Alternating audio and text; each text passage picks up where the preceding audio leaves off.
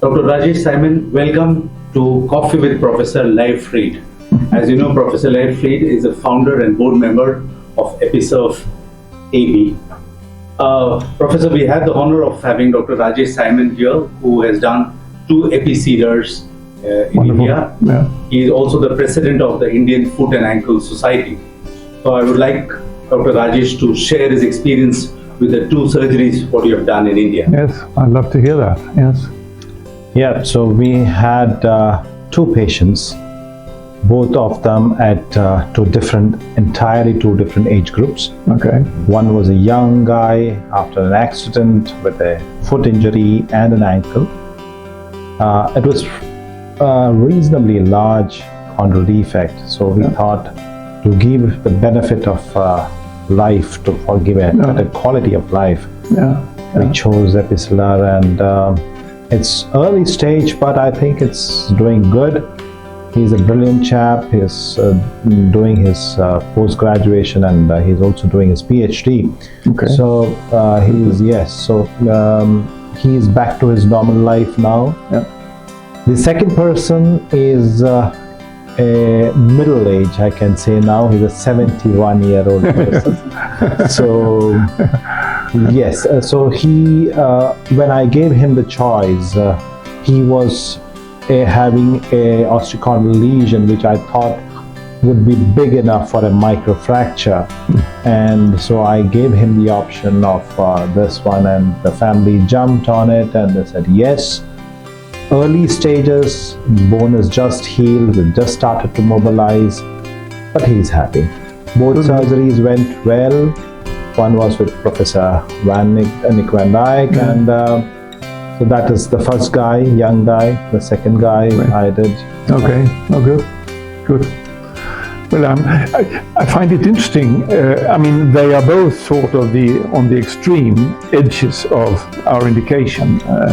One very young and one, if you like, middle-aged old. And I think that I mean, there is really no upper age limit on this. Yeah. If the indication is right, if the lesion is correct. So I chose this guy of 71 is not because of his chronological age. It was his physiological age. So he was an active 71. He was been walking for 10 kilometers. So that was pretty good. So he's physiologically young and good. So he said, I want a good quality of life. Yes. That's good. Good to hear. So Professor Leif is doing a lot of work on some new products for the big toe. So how often do you see these kind of patients, and how are you currently treating these patients?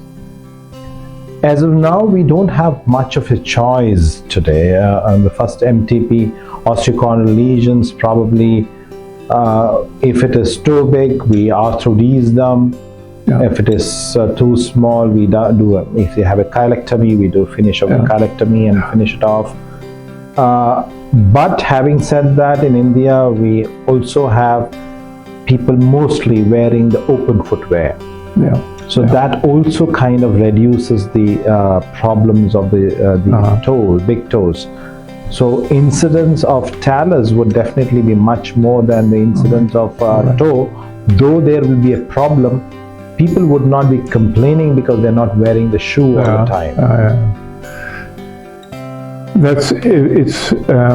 But it's interesting to hear that you talk about fusion in the big toe if you need to do something.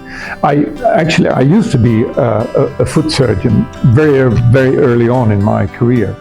I was put on a foot and knee service. They were the same where I worked, and so people would come to me with hallux rigidus.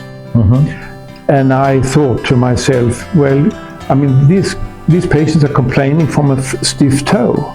Now, how can I do a fusion? It will be even stiffer. It will be painless, but it will be very stiff. So I did Kellar procedures. And well, I was pretty happy with that. But now we are in the process of developing an implant along the same lines of design with patient specificity and the guide instruments that put them in just right. So are you looking at a complete replacement of the metatarsal? No, a unipolar, still a unipolar, the metatarsal head side.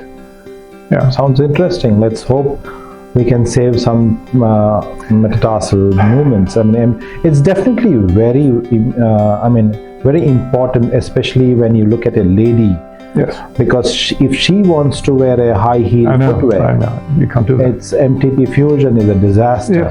Yes. And even a person who wants to run, and that's not possible. So definitely your lifestyle is curtailed. Yeah. But then as of today, we don't have much of an option. No.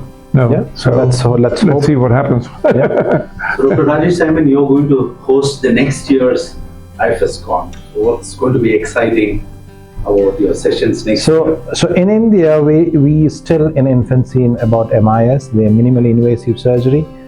So all these things are, though this is episealer is a not so minimally invasive, but I'm sure we'll grow towards that. Okay.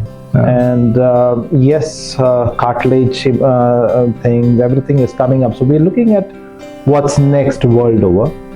And yes, let's hope to have a great degree of learning.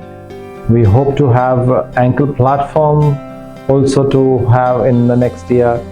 Let's see.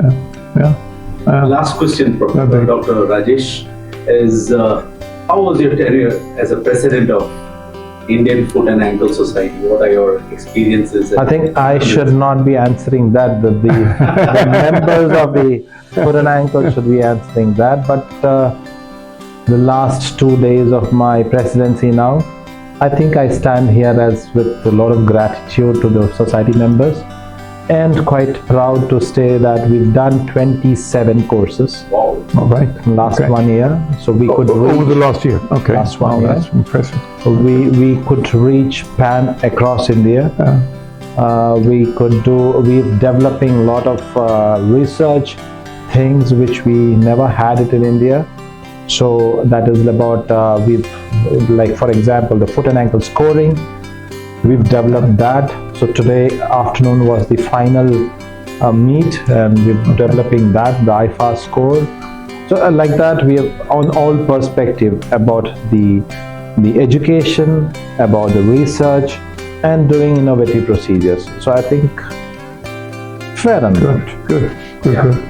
So wish you all the best for next year's IFSCon, and thank you for coming for Coffee with Professor Leif Ryd. Thank you. It's a pleasure meeting you, sir. Thank you very much.